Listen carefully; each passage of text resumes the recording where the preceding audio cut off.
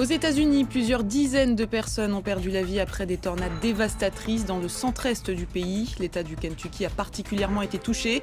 Les tornades auraient fait entre 70 et 100 morts rien que dans cet État, d'après le gouverneur. Nous en parlerons avec notre correspondant à Washington, Mathieu Mabin. Au Liban, une explosion dans un camp de réfugiés palestiniens a fait un mort. Cela s'est produit près de Tyr, dans le sud du pays. Un court-circuit dans un entrepôt qui contenait des bouteilles d'oxygène serait à l'origine du drame. Et puis on connaît désormais les résultats de l'élection à la tête de la Fédération camerounaise de football. Samuel Eto'o a été élu président de la FECAFOOT face à Seydou Bombon-Joya.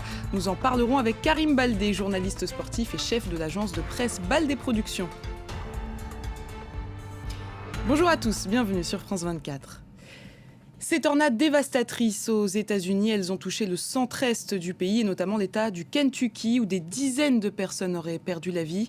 La ville de Mayfield a en partie été rasée, c'est là qu'on dénombre le plus de victimes. On va écouter le gouverneur du Kentucky. Je crains qu'il y ait plus de 50 morts dans le Kentucky. La confirmation concernant l'identité de chaque victime est en train d'arriver, mais nous allons probablement perdre entre 70 et 100 personnes. Et c'est dévastateur. Ces cartes montrent les 4 tornades, la plus longue étant d'une longueur de 365 km. De son côté, Joe Biden évoque une tragédie inimaginable. On rejoint tout de suite notre correspondant à Washington, Mathieu Mabin. Bonjour Mathieu, quelles sont les dernières nouvelles ?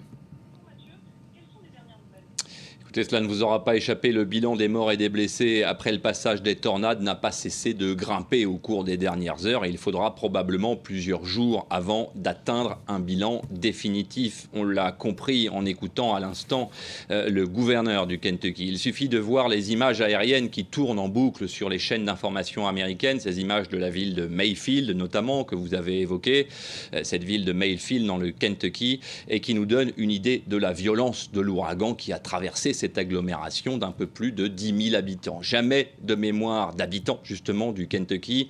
Un événement climatique n'aura causé autant de dégâts. C'est donc une première historique, en tout cas, on l'a dit, de mémoire d'homme. Mais le sujet qui commence à dominer dans les 6 États du Midwest qui ont été frappés, c'est l'incapacité des autorités locales et fédérales à anticiper l'événement. Dans ces régions, les abris anti-ouragans sont nombreux. Beaucoup de maisons possèdent même leur propre système de protection qui se résume concrètement à une cave renforcée ou un abri creusé dans le sol et qui peut descendre jusqu'à plusieurs mètres sous terre. Le fait que la catastrophe se soit déroulée de nuit n'a évidemment pas facilité ce système d'alerte. Au moment où nous parlons, la catastrophe revêt un caractère national puisque Joe Biden, vous l'avez dit, a décrété après les gouverneurs des États l'urgence nationale justement. Cela implique concrètement la mise en œuvre de moyens fédéraux, des moyens de secours, mais également des moyens militaires et le déblocage surtout d'un fonds d'urgence spécial. Merci Mathieu Mabin pour toutes ces précisions. Cette explosion au Liban, près de Tyr, dans le sud du pays, elle a fait un mort. Il s'agit d'un Palestinien. Cette explosion a retenti dans un camp de réfugiés palestiniens. Elle aurait été provoquée par un court-circuit dans un entrepôt qui contenait des bouteilles d'oxygène. Bilal Tarabé. Dans le camp palestinien de Bourj al-Chamali, au sud Liban, la vie reprend son cours. Les membres des forces armées palestiniennes chargées de maintenir l'ordre patrouillent dans les rues, tandis que les habitants nettoient les dégâts de l'explosion qui a secoué le camp vendredi en début de soirée.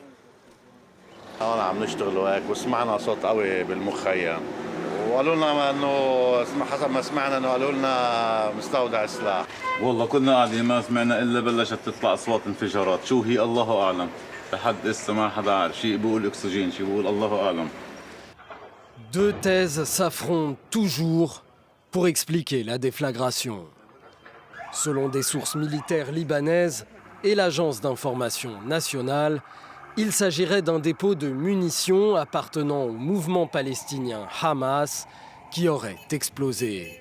Mais selon le mouvement palestinien, le dépôt aurait contenu des bonbonnes d'oxygène destinées aux malades du Covid-19. Bourj al-Chamali est l'un des 12 camps palestiniens situés au Liban. L'armée libanaise n'y rentre pas. Ce sont les factions palestiniennes qui sont chargées d'y maintenir l'ordre. Et justement, notre journaliste Bilal Tarabé, auteur de ce récit et spécialiste du Liban, était sur notre plateau tout à l'heure. On écoute son analyse. En fait, il y a un deal entre l'État libanais et ses factions palestiniennes qui consiste en substance. L'État libanais délègue à ses factions le maintien de l'ordre au sein des camps pour avoir en fait en échange finalement une certaine paix. Et la seule exception qu'il y a eu à ça, c'était en 2007 dans le nord du pays à Tripoli où un groupuscule islamiste avait pris contrôle d'un des camps palestiniens. L'armée libanaise est intervenue, a tiré sur le camp et c'est la seule fois de l'histoire du Liban et de tous les conflits qu'il y a eu dans le pays où l'armée libanaise est intervenue contre un camp palestinien. L'Afghanistan va enfin pouvoir bénéficier d'une aide humanitaire. La Banque mondiale a annoncé que la somme de 280 millions de dollars serait débloquée d'ici fin décembre. Elle avait suspendu son aide depuis l'arrivée au pouvoir des talibans en août dernier. On voit ça avec Inès Olagaray. Pour beaucoup de familles afghanes, l'hôpital est le dernier recours pour prendre soin de leurs enfants. Depuis le retour au pouvoir des talibans, les médicaments et les biens de première nécessité se font de plus en plus rares. Ces familles ne peuvent pas se permettre de chauffer leur maison et les enfants ont souvent des pneumonies. C'est souvent combiné à de la malnutrition. L'annonce de la Banque mondiale est une lueur d'espoir pour les Afghans. L'organisation qui avait gelé son aide depuis fin août vient d'annoncer le transfert de 280 millions de dollars d'ici la fin de l'année. Cet argent provient de l'ARTF, un fonds composé de multiples donateurs qui coordonnent l'aide internationale en Afghanistan. Afin d'aider les civils sans soutenir le régime des talibans, ces fonds iront directement à l'UNICEF et au Programme alimentaire mondial, deux ONG implantées depuis longtemps dans le pays. Il est absolument crucial que les donneurs internationaux fournissent de l'aide pour éviter que l'économie ne s'écroule et pour que les services de base puissent continuer à fonctionner. En septembre, l'ONU avait lancé un appel de fonds de plus de 600 millions de dollars pour financer les opérations humanitaires en Afghanistan jusqu'à la fin de 2021. Avec ces 280 millions de dollars, les ONG sur place vont pouvoir administrer 1 million de doses de vaccins, délivrer des médicaments à 12 millions et demi d'Afghans, mais aussi fournir de la nourriture à plus de 2 millions et demi d'entre eux. Jusqu'ici, les fonds de la RTF étaient la plus grande source de financement pour le développement de l'Afghanistan. Ils représentaient jusqu'à 30% du budget du pays. La Fédération camerounaise de football a élu un nouveau président. Il s'agit de l'ancien footballeur Samuel Eto'o. Il a été élu avec 43 voix face au président sortant Seydou Bombo Njoya qui a lui recueilli 31 voix. On va écouter la réaction d'un supporter camerounais. Je pense que les deux candidats avaient des arguments utiles. Bon, Eto'o a gagné. J'espère que sa profession de foi, il a mentionné beaucoup de choses qui peuvent enrichir le football et maîtriser les coûts de l'organisation et créer des résultats positifs. Seydou l'avait fait aussi, de manière exemplaire aussi, mais finalement, c'est Eto'o qui l'a gagné. Donc on est très content parce que c'est le football qui gagne aujourd'hui. Seydou Bombo Njoya aura passé 3 années à la tête de la FECAFOOT. Son élection en 2018, contestée par plusieurs personnalités du football camerounais, a été annulée à la mi-janvier par le tribunal arbitral du sport. Et on en parle tout de suite avec Karim Baldé, journaliste sportif et chef de l'agence de presse Baldé Productions, qui couvre notamment l'actualité sportive en Afrique. Bonsoir. Bonsoir Cérine. L'arrivée de Samuel Eto'o, qu'est-ce qu'elle représente pour les Camerounais ? Elle représente l'arrivée d'une icône du football camerounais à la tête de la fédération. Eto'o, c'est l'un des plus beaux palmarès de ce pays, avec notamment 2 Coupes d'Afrique des Nations en 2000 et en 2002, les Jeux Olympiques en 2000 où le Cameroun avait remporté la médaille d'or, plusieurs fois champion en Espagne, en Italie, vainqueur de la Ligue des Champions. C'est l'émergence également d'une nouvelle génération à la tête de la fédération. Et ça, c'est très important. Eto'o n'a que 40 ans et quand on voit ses prédécesseurs, ils étaient tous plus âgés au moment d'entrer en fonction. C'est aussi l'arrivée d'un footballeur à la tête d'institution de football, ça paraît bête à dire, mais c'est vrai que c'est pas souvent le cas en Afrique et en particulier au Cameroun. Donc il représente un grand espoir pour tous les supporters, pour tous les fans de football. Et on l'a vu notamment lorsqu'il a présenté sa candidature, des scènes de liesse dans les rues. Et là, c'était pareil à l'issue de son élection aujourd'hui. Est-ce que vous pouvez revenir sur ce qui s'est passé avec son prédécesseur ?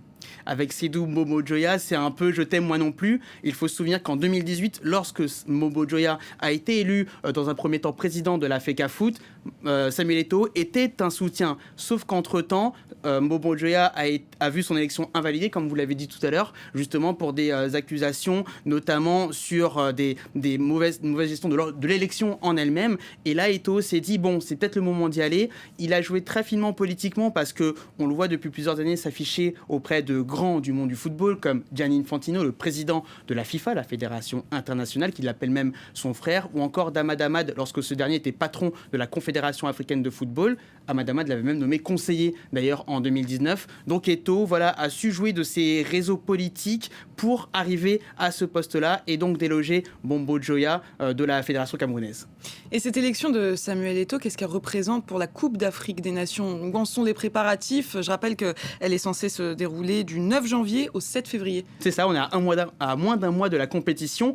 Et pourtant, le stade d'Olembe, qui est le principal stade de cette compétition, qui doit accueillir le match d'ouverture le 9 janvier, mais également la finale, n'est toujours pas prêt. Alors, les autorités parlent de 95%, 97%, mais la réalité, c'est que le chantier a commencé il y a 12 ans et qu'on n'a encore pas au bout du compte. Le stade aurait dû être inauguré début décembre et finalement, on attend toujours une date officielle de lancement. Et ça va être le premier chantier de Samuel Eto'o. Le temps presse et il faut que cette CAN se déroule dans les meilleures conditions, sachant qu'elle aurait dû déjà avoir lieu en 2019, qu'elle a ensuite été réattribuée en dernière minute à l'Égypte. Et là, cette fois-ci, on ne pourrait pas imaginer que le Cameroun ne soit pas encore prêt, plus de 3 ans après, à organiser la compétition phare du football africain.